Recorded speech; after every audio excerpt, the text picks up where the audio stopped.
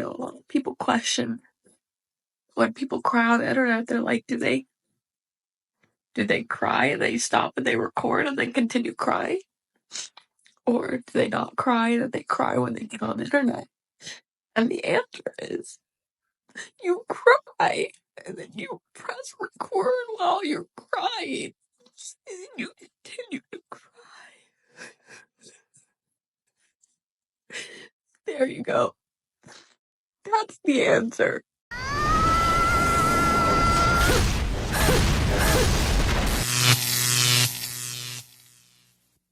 Say what's up, nigga. Hi. Yeah, this the kids, right? Y'all say hi, kid. Hi. Yeah, this little Kayla, she's 5. That's Timmy, he's 7. And this Sheree, she's 17. Now, why would you bring your kids on a first date with a man you barely know? Girl, that's not cute. That is careless. How the food is, kids? Look good? Look like your food good. You eating a whole lot over there.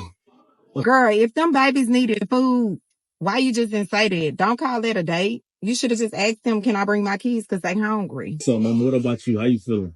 Everything is good. Y'all think y'all gonna get something to eat to go? Come on now, I got it. I can handle it. Let's just make sure they eat enough food. They good. Oh, hell no. Not him playing generous with no intentions of swiping that card. That is audacity with a side of delusional. I don't know. I may get a to-go box for the kids. Mm-hmm. Yeah, get enough. Y'all make sure y'all fill y'all plate up, all right?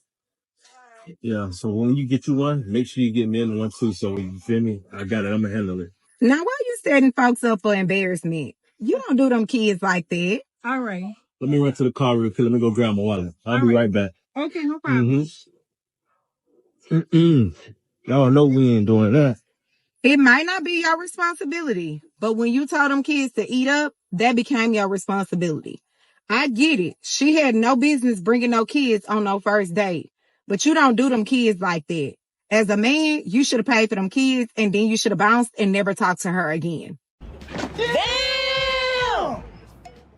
That wasn't a date. It was a provider test. A man doesn't have to pay for kids that aren't his on a first outing. Period.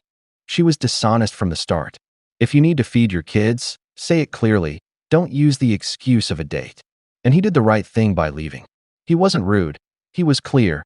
He didn't accept an unfair situation. Today, more than ever, a man has to set boundaries. Because if you don't, no one else will do it for you. Now, the question is, what would you have done? Would you pay the bill or leave like that man did? I'll read your comments. All right, so we're going to start doing tea time with E. And this is what's about to happen. Single mom life dating and what it's about. Caitlin Scholes posts the most realist stuff ever out there, and I love her for that. Whether it may be rules for dating or rules for her kids, like I literally follow her and I can adapt to that so much. But let me just tell you, I ended my divorce in 2024 of last year. And I started dating a guy shortly after that. And he was a bike rider and he asked me on a date. And so I went and he took me on a ride and we got a drink together. Paid for it. We ended up in like a 4-month fling. He was great at first. Cheated on me, was a POS. We became friends after that. We're not friends now. However, we're back to the dating world, all right? So let's just talk about that, okay? So then I went on a date recently, and I have so many days I could say we've been on. So this is like part 1 of 567. Went on a date last weekend. He asked me if we could split the check, which was $25. We got 2 drinks and chips and salsa. Red flag. First of all, what are we doing? Can we not? Thank you.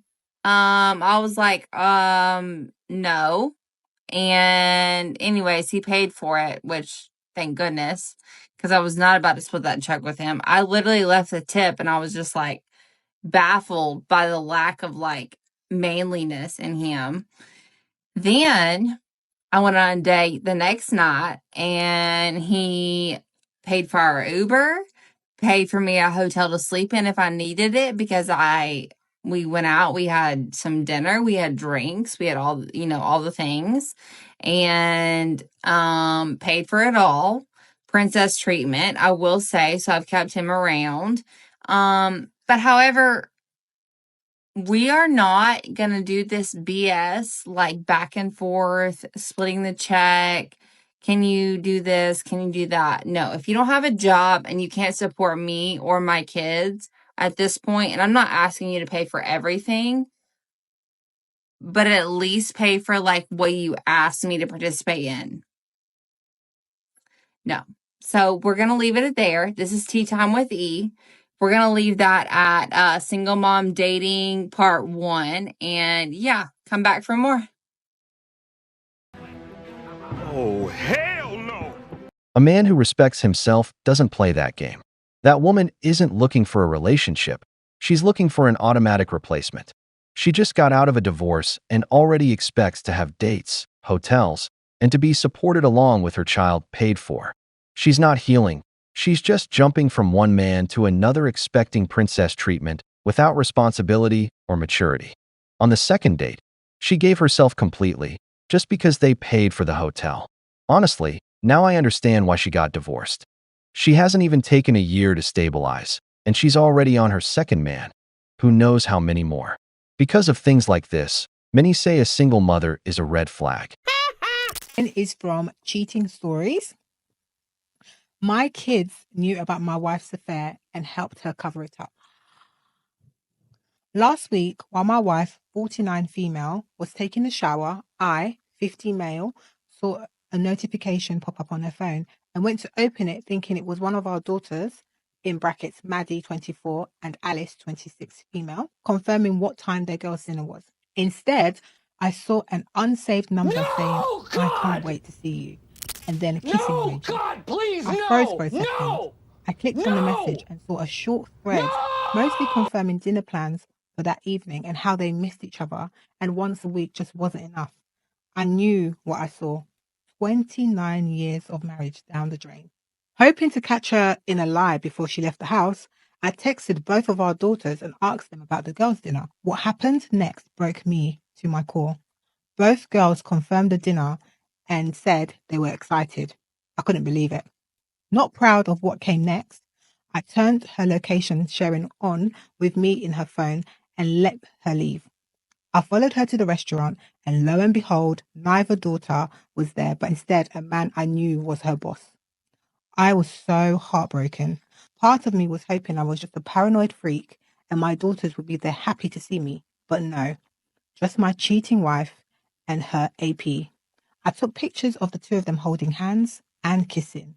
I know I should have waited, but I couldn't help myself. I was so angry. As soon as I got in my car, I opened the group chat we had as a family, sent them all the photos and said, glad you're enjoying girls' dinner together.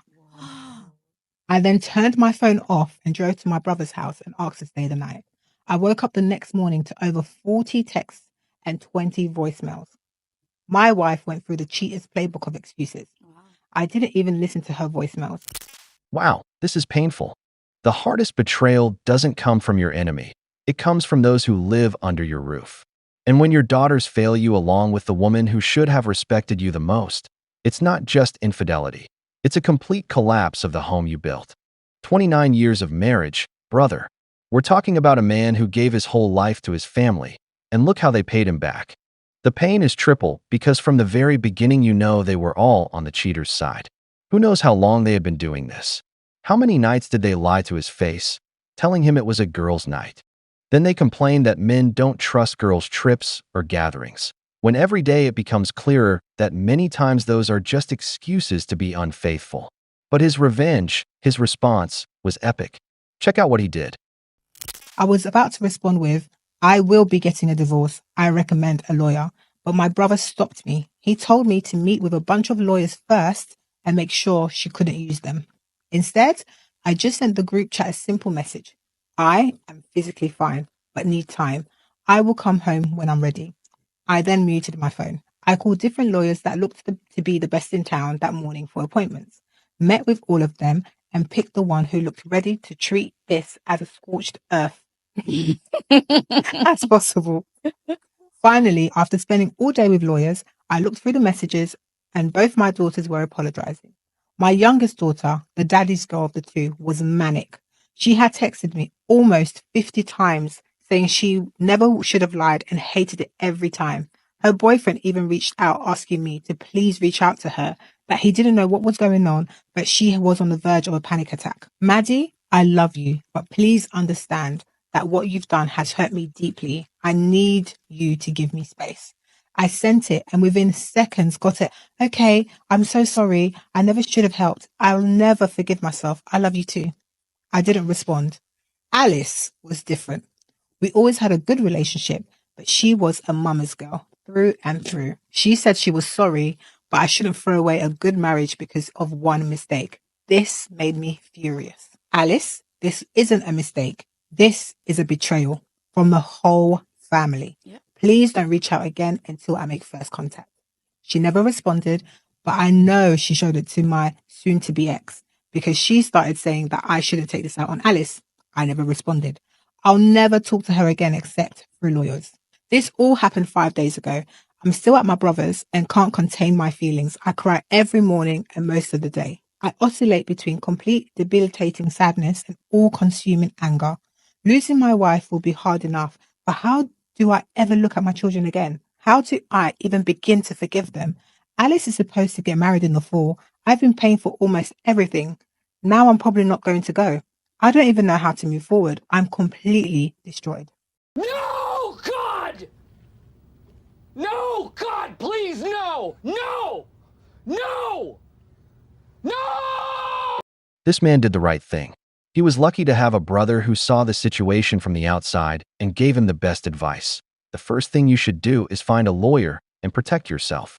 It's clear this is incredibly hard. He literally lost everything. Alice, that daughter who told him not to throw the marriage away, is the same one who tomorrow would copy her mother without thinking twice. If I were him, I'd stop all funding for the wedding. Let them figure it out on their own. In the end, I wouldn't even go. With the ex-wife, zero contact. Everything must go through the lawyer. Excuses don't matter.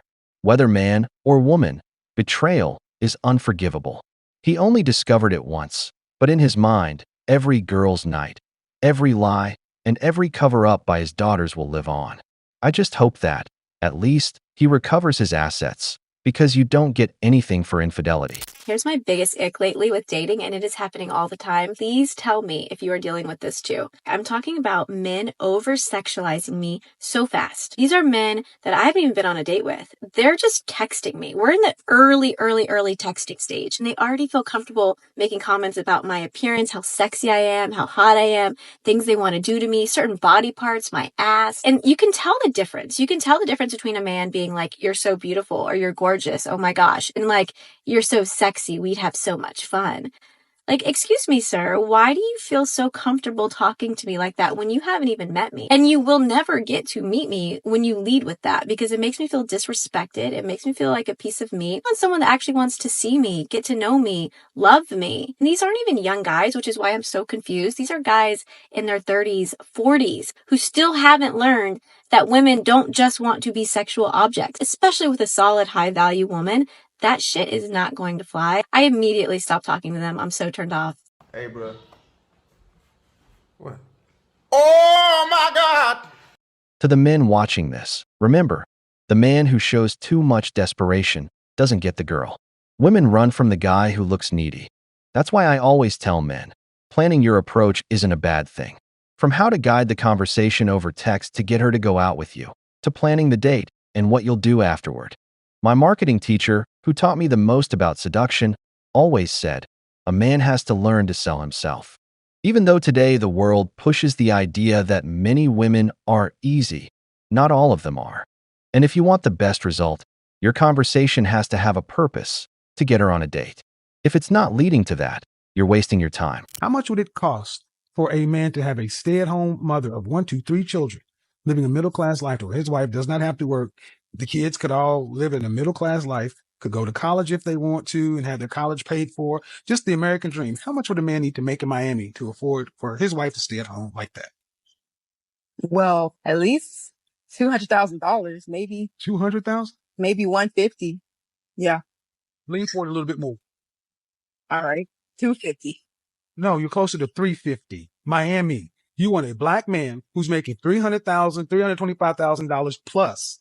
And those are even more rare. Why would he want a baby mama? God, who does not require her baby daddy to marry her? And she's working. I did require Hold on, marriage. no. You didn't know, man. You did not require him to marry you before you had a child. And Correct. you are a baby mama working right now. Why should this man who's had to make himself in the top 5% of all men marry you and allow you not to have to work to have his 2 kids when you already have 1 child and you have to work?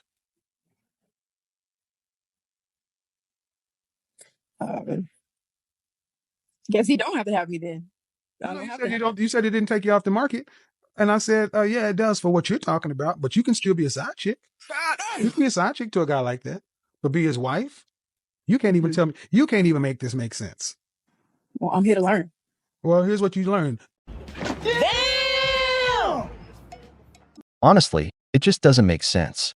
This man spoke the truth as it is, and that's why I keep saying that feminist standards have no logical basis. That idea of telling all women that they deserve a man who's a 10 out of 10, a prince from the top 1%, is simply unthinkable. Not every woman can aim for a man from the top 20%. It's logical to think that a man like that isn't going to choose a single mother, let alone one with 3 kids, or a woman with average looks. We're talking about men at the top of the social ladder, with plenty of options. It just takes a little common sense. You don't have to crash out. All you got to do is accept the fact that I want a divorce, and that's it. I don't want to divorce. I don't divorce, and I'm not mad about that. I'm not mad about that. What I'm mad about is the fact that you're ungrateful. What I'm mad about is the fact that nothing is ever good enough for you. What I'm mad about is the fact that you can't even accept the fact that you got a good ass. Not none cheating ass. I don't care about cheating. Yeah, I don't. They don't lie with finances. You want the drama, that's what you want. No, I don't. You want drama, bro. How about I don't want no. Bro, you want drama? Nah. You want drama, bro? Thank you. Nah. You right this whole time. You want drama. I don't want no drama. I want a that's not going. That's gonna help me financially from beginning to end. Not get comfortable throughout the time and then be like, oh, comfortable. Because how the fuck am I supposed to just turn around and drink lunch with? And then he be like, well, I'm trying. I can't tell you I'm trying. You're gonna be like, what you mean you trying? You be at work every day. How the bills ain't paid? What you doing? You trying what? Every day. If I'm going to work every day and I'm building a business on the side, how is it that I'm not doing? How is it that I'm too comfortable? If I'm still doing something for now and I'm still working on something for my future, how is that getting too comfortable when I'm doing 2 things at once? He told me I need to do stuff on the side, make faster money, do this, do that, so that way I can subside with my job that I'm doing. But my job pays the bills. I can't go find a side hustle because then I'm gonna burn myself out. So I can't do both. You have more free time than me. The job you work is a come and go. You can pick your hours. I can't do that. Okay, because that's what you chose. You chose that. Yeah, because I need something consistent. I don't need something to tell me when I can get on and get off and then all of this. Like, you have a cap. I don't have a cap. Okay, so how we gonna get this paid? How we gonna get it paid? How we gonna get it paid? On time. Exactly. I gotta figure this shit out. I gotta figure it out. All along. Or 401k. No, that. And I'm not trying to figure it out, you want I don't got time to keep hearing you figure it out. Take on all the responsibility, right? You wanted the only one, right? You wanted the only one dealing with this, right? And this is exactly what I mean by you're selfish. If I'm selfish, I'm selfish. Yep, 189 hours. It is what it is. It ain't nothing new. That's just what I gotta do.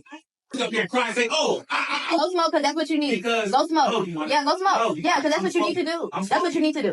That's what he do anyway. Go smoke. I am smoking. Go smoke outside, please. Somebody come be with him. Just come get him.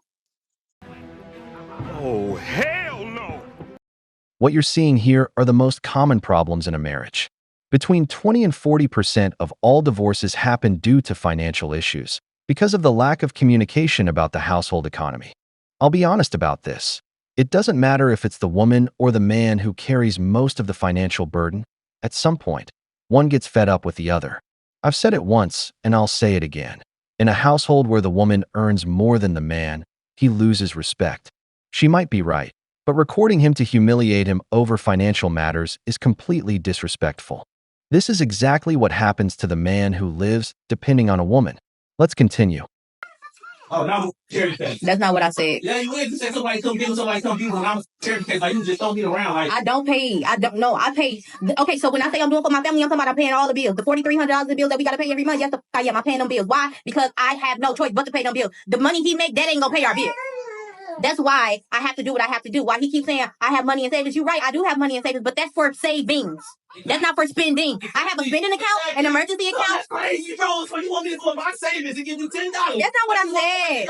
That's the whole point I was trying to make when you asked me for the $10, dog. No. That was the whole point I was trying to make. Yes. When I asked you for $10, to be honest, y'all, when I asked my husband for $10, I literally just be seeing if he gonna give it to me because he never offers to be like, hey, babe, here go $50 for your hair. Here go $10 for whatever. He never does that, right? So I'm like, babe, can I have $10? He was like, babe, I ain't even got it right now. I gotta go out and get it.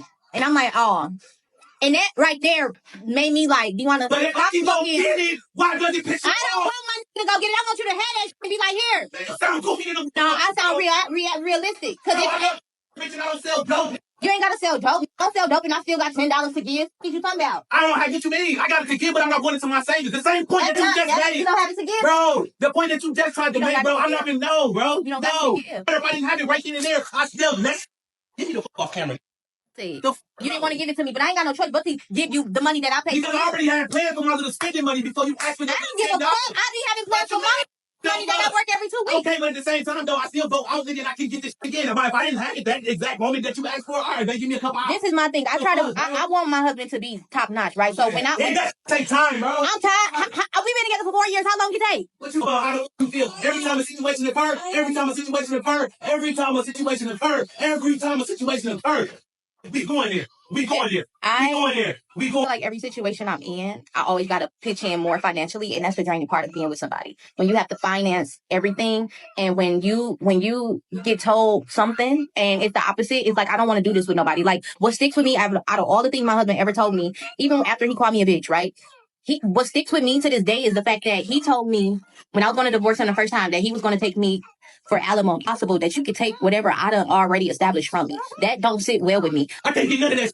Come on, yeah, he crashing out. I'm crashing out because every time I try to get some stabilized for me, I can't even do that because the always talking about you ain't doing this or you doing the bare minimum and you doing this. Man, I've been giving and giving and giving and giving and giving before you even started giving. I was giving. That's why I say you selfish because you only think about this time period now, but you ain't thinking about all the times, man. And always come through, even when I ain't got it. I still find a way to make this happen. But because I ain't had $10 or I didn't give you $10 right then and there, that made you feel some way. And because I moved so feet to go answer your question to Marcos, you feel some type of way. Now you want a divorce. Hey, bro. What? Oh my God! I'm going to say two things here. First, this woman is pushing this man to the limit. He's reacting emotionally, and men shouldn't react that way. That kind of response is more typical of a woman. When a man lets his emotions take over, he loses authority. He looks weak. Second, you are the man. I can criticize the woman on certain points, but that doesn't mean the man has no responsibilities. If you're the man of the house, then act like it. If you want your wife to be feminine with you, treat you well, offer acts of service, and support you, then she expects you to take the lead. That's what being masculine means. And if she also works, then you already have a lot of help. Another thing, recording this moment doesn't sit right with me. Seeing how this man is reacting, there's clearly some dangerous tension. She should tone things down and let the situation cool off. She's pushing him to the edge, and that could end badly for both. In this case, it would be best if they both split the household expenses. You take care of this, and I'll handle that. If they can't manage finances together, then at least divide the responsibilities clearly. But woman, publicly shaming your man, that's never okay. What do you all think? I'm going to keep it really real with y'all. I was up most of the night, unable to sleep and crying. I've been a stay-at-home mom. I've worked for pretty much 15 years, and I've worked little things. I was a photographer. I mean, what stay-at-home mom isn't? And then I am a yoga instructor and a tennis instructor, and a breathwork facilitator. And I have a lot of gifts, and I'm really good at what I do. But I live in Alabama, and I don't find a lot of clients.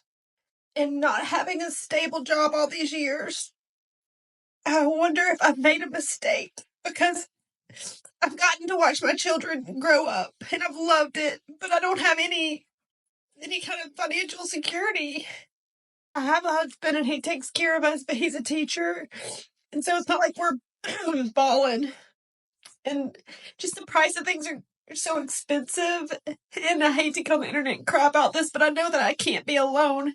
And I don't know if it's just the financial stress and thinking about this that has stressed me out, or if there's something going on, like some kind of purging of, like fearful or because I like energies or something, because I've seen so many people that are dealing with it, that are feeling a lot. Like I have one of my best friends said she cried all week.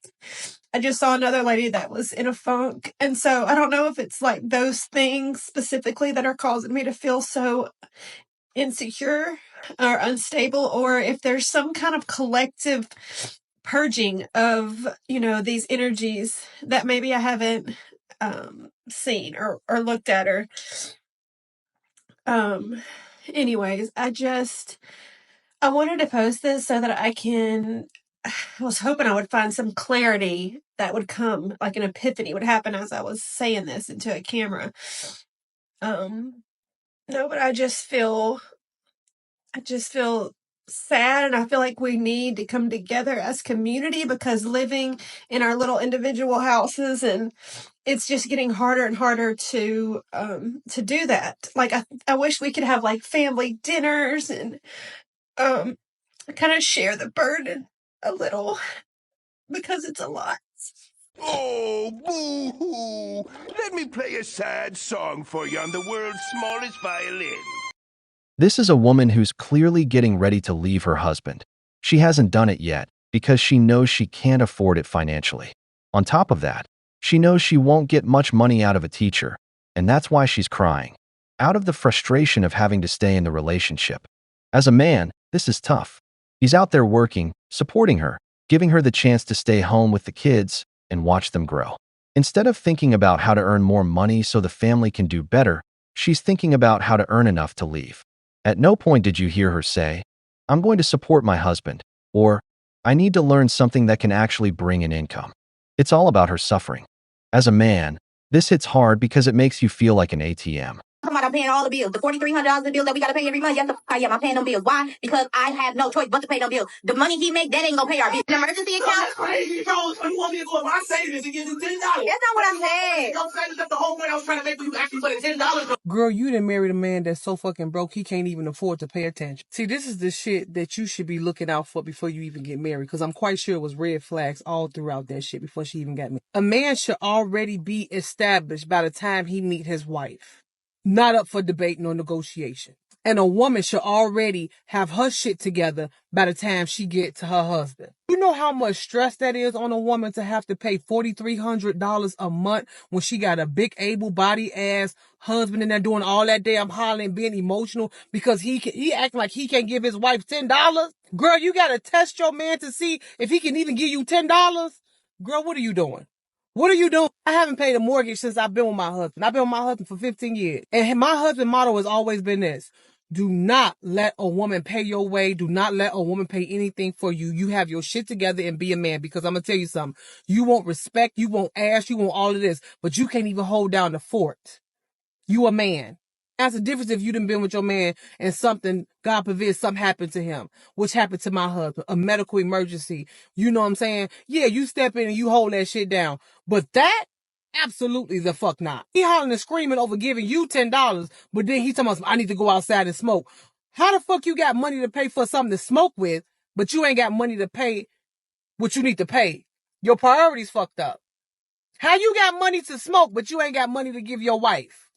I hate to say it, but a lot of the times, women, we get blinded. We be getting blinded by some ping, okay? And the red flags do be there, and you just ignore it. And then, you know what I'm saying, sometimes you marry this man, or you with this dude, or you have kids with this motherfucker, and then you get upset and you get stressed out because you realize he not stepping up to the plate. Well, he wasn't stepping up to the plate to begin with, so what are we doing? No man should be that comfortable with letting his woman pay $4,300 a month like that and hollering and screaming over $10.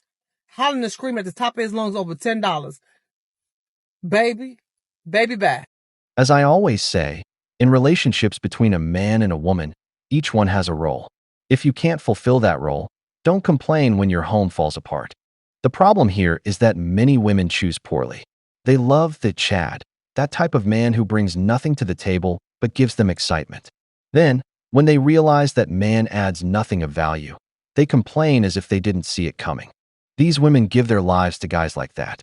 I'm sure that in their past they met hardworking men who would have treated them well, who could have given them a stable life. But no, when they're at their best, they see those men as boring, as simps, and send them straight to the friend zone. The famous nice guy gets discarded. But after struggling with Chad, after ending up as single moms, then they want the good man. That's why what that woman said is true. Women who choose wisely rarely go through situations like this. Why? Because they know they have a leader at home. But many don't learn, brothers. They'd rather keep choosing wrong and then blame the man for the consequences of their own decisions. Women. I've been celibate for 3 years. I'm waiting for something very serious, very special. Someone that wants to be with me. So I feel like dating apps are a lot of like, one night stand. No, I'm sorry. Just go on a date. Let's hook up after. And I'm not looking for that. I want something real. So do you have like a minimum, like date amount before you have sex with a guy? Right now, since my celibacy, I have promised myself to be in a relationship before I have sex again. Do you think? Because I just want to make sure that the guy is going to be serious about me and not going to be super into me and then play that whole game, have sex with me, and I never hear from them again. I'm too old for those games. How can you tell if somebody's serious about you? You tell me. I haven't figured it out yet. If he wanted to, he fucking would. I've never had a boyfriend. I don't know. Cocaine's a hell of a drug. Everything was going fine until I heard the end. She says she's been celibate for the past 3 years, and then drops that she's never had a boyfriend. Do you understand what that means? That her entire dating life has been with nothing but chads. Men who bring nothing to the table except pleasure, and then leave her on red. This is a classic example of a woman who wasted her best years on men who never intended to stay. And now that time and her value in the sexual marketplace are no longer in her favor, she wants to demand commitment when all she used to offer was pleasure. I am almost 30 years old and I've never had a boyfriend. And I am embarrassed about that. I actually truly am embarrassed about that. I'm kind of in shock. I'm even admitting it on the internet right now. But I'm 30 years old and I've never had a boyfriend. I don't even think there's ever been a man in my life who's been interested in me beyond just my body. 100%. And that has developed into some deep rooted insecurities. I have never even had a man have a crush on me. Ever. I didn't have a Valentine growing up. I didn't have any of that. Never had a school boyfriend. Didn't even have my first kiss until I was 22 years old. And it was the same night I lost my virginity. Was the day I had my first real kiss. Like, where someone actually kissed me. I had a kiss in a truth or dare game one time when I was 17 years old. And it was that. But I'm talking a real kiss. And the thought of being almost 30 and never having had a boyfriend and no prospects of it genuinely terrifies me.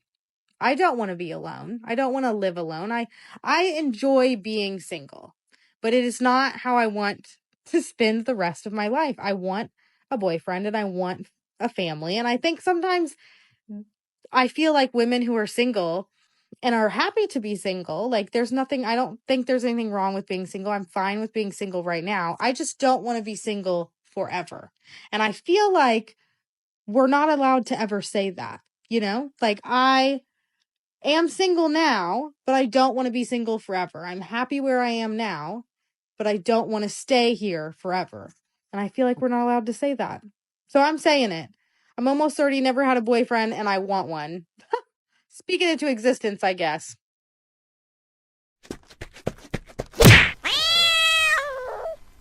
The wall keeps collecting its toll.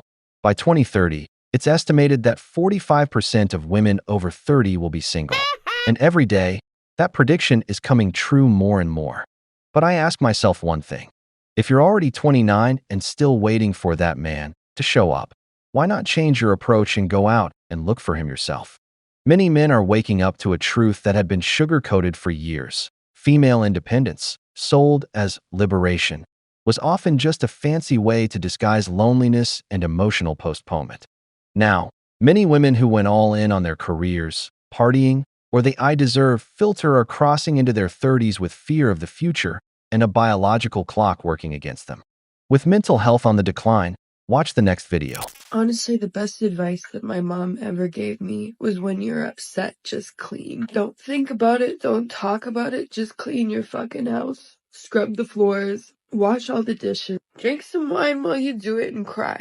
Because when you eventually feel better, you're gonna have a nice clean space to think. You're gonna feel a lot better because you cried.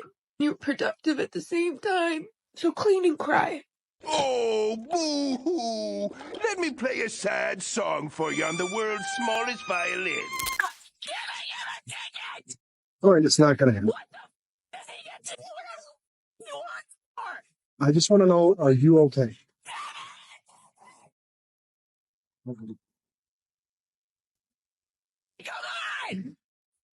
It's not going to happen.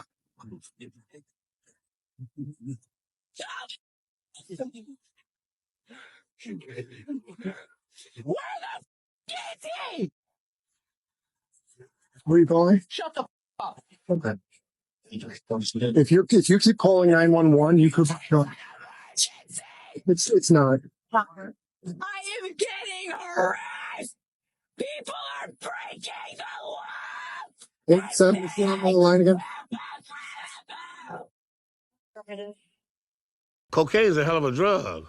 I'll tell it to you straight. The mental health of many women today is not in a good place. It's no coincidence that they're the main consumers of antidepressants and the ones who most often need therapy. Many bought into the tale of modern feminism. That work, being totally independent from men, having it all while being alone, and climbing the corporate ladder equaled happiness. And what are we seeing now? Women breaking down under the pressure and from loneliness. Because this last woman looks like she needs to be committed. Women. If you have ever shot your shot at a man, please God, let that be the last time you let that happen. Now, before you start, I don't care for the think pieces. I don't care which sister, friend, cousin shot her shot at a man and now they're married. I don't care what man wants to come up in these comments and talk about, oh, but men are nervous, men are shy. I don't care. The reality is, sis, for the kind of man you are looking for, all he needs to do is see you. Men are hunters. Men are strikers. A man sees you and thinks you look good and wants you, trust and believe he's going to find a way to make that conversation happen. Like, why do you think you would have to approach a man who finds you attractive? Clearly, the missing piece is he doesn't find you that attractive. That's what no one wants to tell you. And the thing with men is they're greedy. If you give it to them for free, they will take it. Because at the end of the day, I can see how it would be very hard to shoot your shot at a man and then try to hold out sexually, because it then slyly doesn't add up, even though that's not necessarily fair. And I don't know if it's just me, but I just wouldn't want to have the fact that I had to go and drag this man to me as part of my love story. Because why are there other women whose men have shot their shot at them? Do they have two heads? One thing about me and one thing I promote on this page is the best of the best for my women. And for women, the best of the best is having a man that has pursued you, and then you get to talk to him and decide if you want to pursue him in response. Why should your story start with you looking through the jungle of men and being like, okay, I'll try you? Oh. If you want to be treated like the prize, you have to believe and operate like you are the prize. And let me tell you very clearly, the prize never runs to the winner. So take that as you will. Now, like I always say, there's always an exception to the rule, but for best results, assume it's not you. Mwah. If this were 20 years ago, I'd totally agree. The man had to make the first move. But nowadays, it's not that simple. With this wave of radical feminism, we've reached a point where women pull out their phones to record you over nothing, say they'd rather have a teddy bear than a real man, or accuse you of harassment just for talking to them. There are hundreds of videos like that. Even for something as basic as opening a door for them, they reply with, "I can open my own door." Do you really think that doesn't push men away? What many women don't understand is that masculine energy doesn't go where it's not welcome. If you, as a woman, don't give even one clear signal, if all you project is rejection, arrogance, or drama, then don't complain when no one approaches you. Because these days, the one who protects himself survives. And a lot of men have already learned that. Either you make a move, or you might end up alone, like the woman in the next video. Okay, I think I might end up deleting this, but I'm going to just put it out there.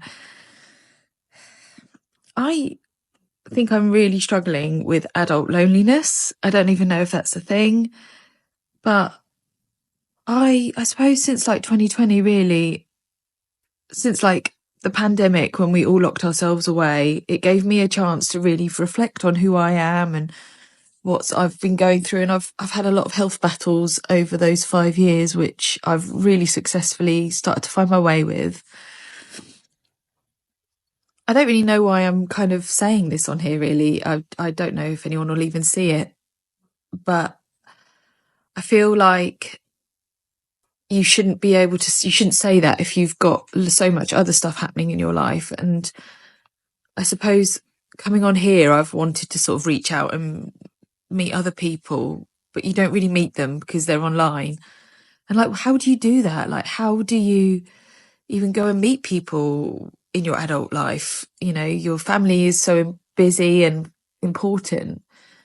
I've done a lot of clubs as a young person and been involved, but they don't really interest me at the moment. And I don't want to compete with people. I've never been about that. I like a lot of the groups that I used to do a lot of drama with and dramatic stuff on stage.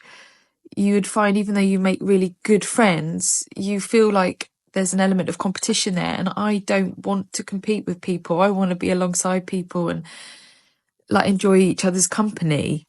Just because you enjoy each other's company. I don't really know where I'm going with this. And it feels a bit silly to say it. I don't even know why I'm saying it. I don't know what I'm hoping will happen, but maybe, I don't know, other people might feel the same. It might resonate with someone else. I don't know.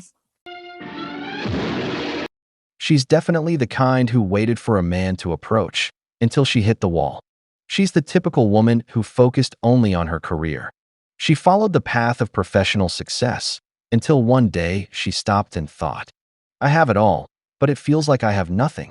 The pandemic forced a lot of people to face that. Spending so much time at home, in complete silence, makes it clear that something is missing. Weren't single women supposed to be the happiest people on the planet? Because if this is what they call happiness, honestly, I don't want it. Do you? Men don't like dating events, and I have a theory. If you're a man and you don't enjoy dating events, I want you to tell me in the comments if I am right or what is your reasoning. So I have gone to a lot of dating events, speed dating events, all the things. And for the most part, it will be 80% women and 20% men, even though there are so many men in the world. And I don't think that all men are bad, all men are douchebags. That's not my theory. I think that men don't know what they're going to experience when they get there. But I also think that they have gone to some of these events and they don't like what they have experienced. I think that men feel like maybe it's like a meat market, that how women are going to be, or how I think women, I don't think I would say afraid. I think that men are just like, this is going to be too intense, going to be way over the top. And I don't want to experience that, because whether I'm going to church events or I'm going to dating events in general, men don't show up. So men, I want you to tell me, why don't you guys like dating events? 1. The truth is, no man wants to pay just to get rejected at a dating event. 2. Meanwhile, women pay nothing or close to nothing, and the organizers want to squeeze all the profit by charging men a ridiculous entry fee. 3. On top of that, the more women there are, and there are always tons, the higher the risk that a single guy gets hit with dozens of rejections in one night. Seriously, who would want to pay for that? The real recession indicators, when my homegirl invited me to this dating event in Charlotte, when I went to the site to look at the tickets, the women's tickets completely sold out. The men's tickets, widely available, like 90% of them were not sold.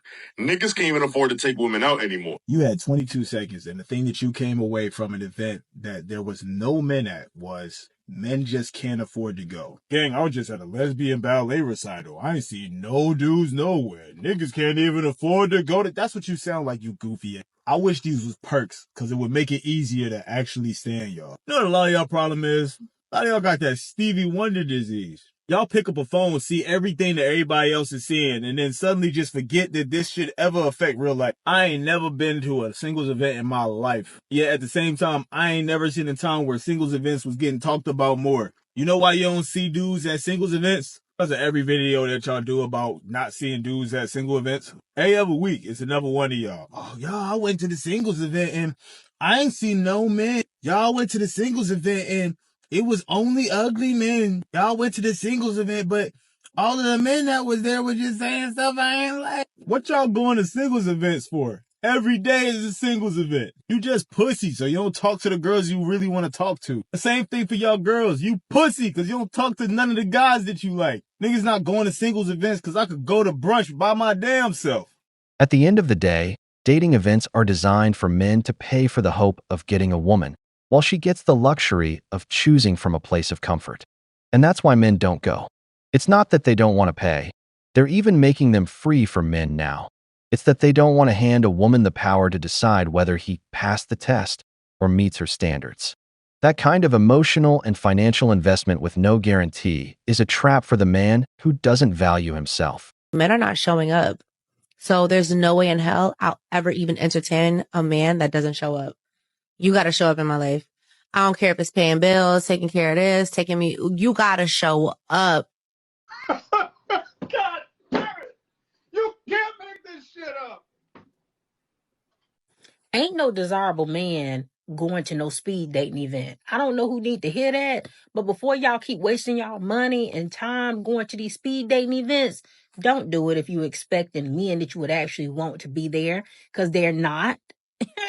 If there are any men there at all, they're definitely not going to be the type of man that you would want.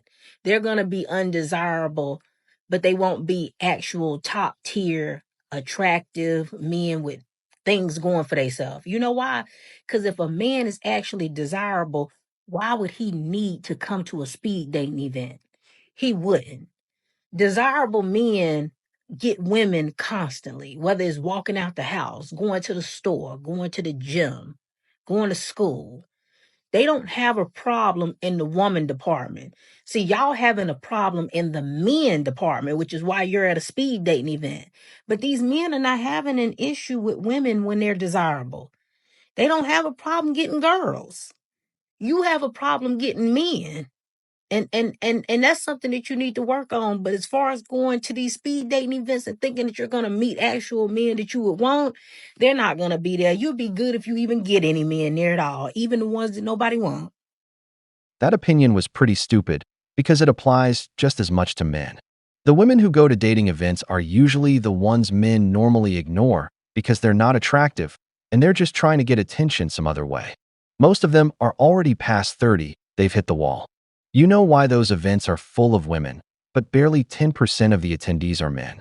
And even then, those women end up talking to guys they're not attracted to. Why? Because they're desperate. Man, the wall doesn't forgive. Women.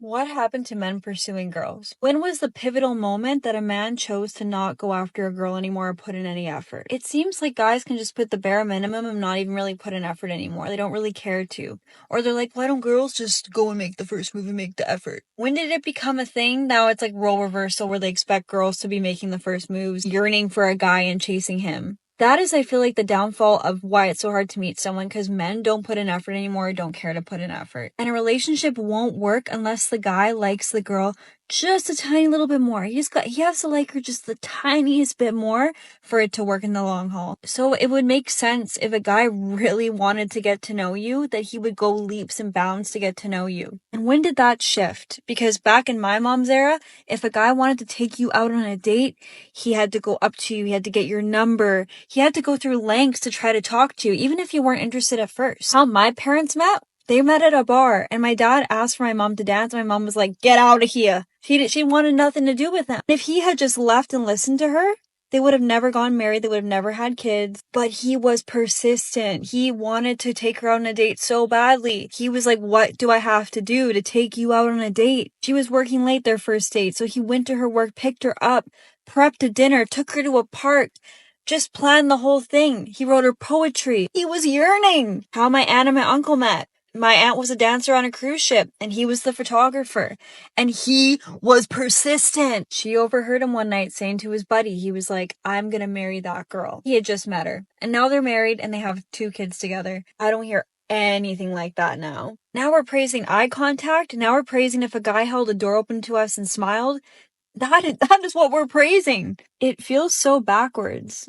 I just wonder when it shifted, because I feel like that is the whole downfall of why it's so hard to meet someone now, because men just don't care anymore.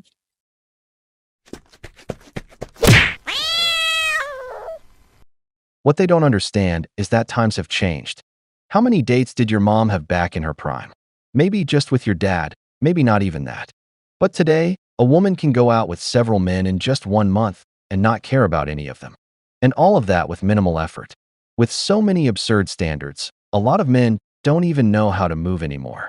Because even if you're a gentleman, take her to the best place, treat her with respect, she can still reject you. And then you see her with the guy who didn't even do half of what you did, but somehow she's into him. That's why men understand this. If there's no clear interest from the woman, don't even try. Don't waste your time. And I call baby, in case I voices. I'm not sure to stop the feeling. You can say it's just the way you are. Make a new excuse for stupid reason. Go away, yeah, to stop the words, just to stop the feeling. Go away, yeah, to stop the world, just to stop the feeling. I'm cliche. Who cares? Cocaine's a hell of a drug. What happened to men pursuing girls? I'm getting the feeling that some aren't going to like my answer to this one. When was the pivotal moment that a man chose to not go after a girl anymore or put in any effort? It wasn't really a pivotal moment. More a convergence of a bunch of different moments and opinions expressed by a lot of women, specifically on social media, indicating that they not only don't need men, but in point of fact, they don't want them. And men paid attention. It seems like guys can just put the bare minimum and not even really put an effort anymore. They don't really care to.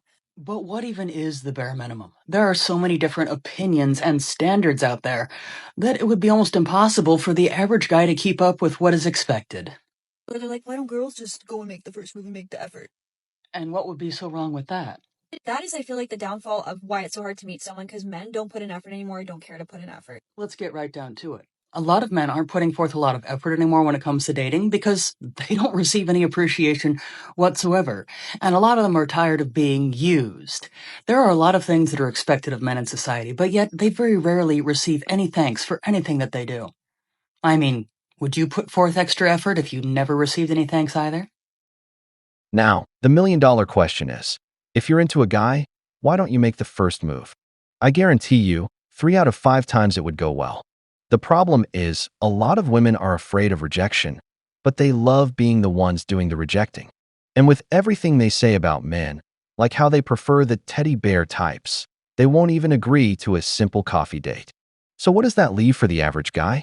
You open an app and see women listing the infamous 666 of the apocalypse. 6 feet tall, 6-pack abs, and a 6-figure income. Literally, the 666 from hell. Times have changed. So either lower your standards, make the first move, or hit the wall, because the wall doesn't forgive. We've reached the end of the video, but before we go, the questions are for you. What do you think about women being the ones to make the first move nowadays? Would you go to a dating event? And if not, what would be your reason? If you enjoyed the video, make sure to give it a thumbs up, subscribe to the channel, and hit the notification bell. Your support means the world to us and motivates us to create more content. Stay tuned for the next exciting video from the wall.